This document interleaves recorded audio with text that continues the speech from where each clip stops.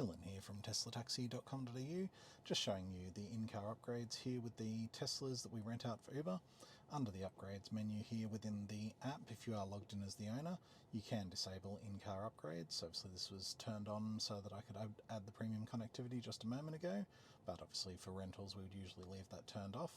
So that means when you come back into the car and you go to upgrades here, it'll just show you that there's no availability to add the upgrades within the car, so it has to be done through the owner's app.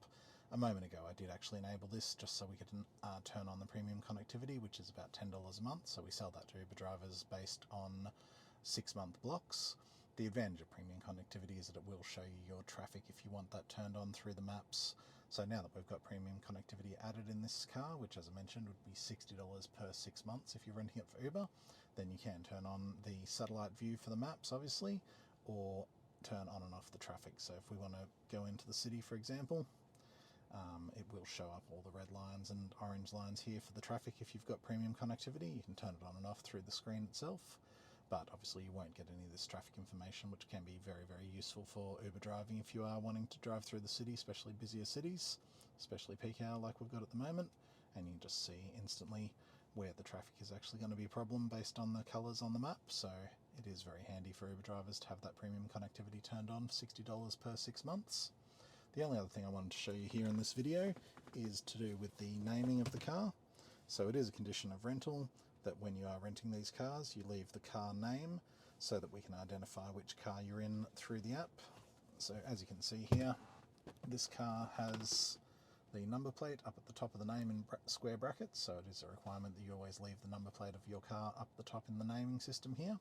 So that means when we're swiping through our different cars, we can easily tell which car we're looking at in the app. Obviously if you don't have that number plate there, it does make it very difficult for the owners that have multiple cars that are rented out to Uber drivers.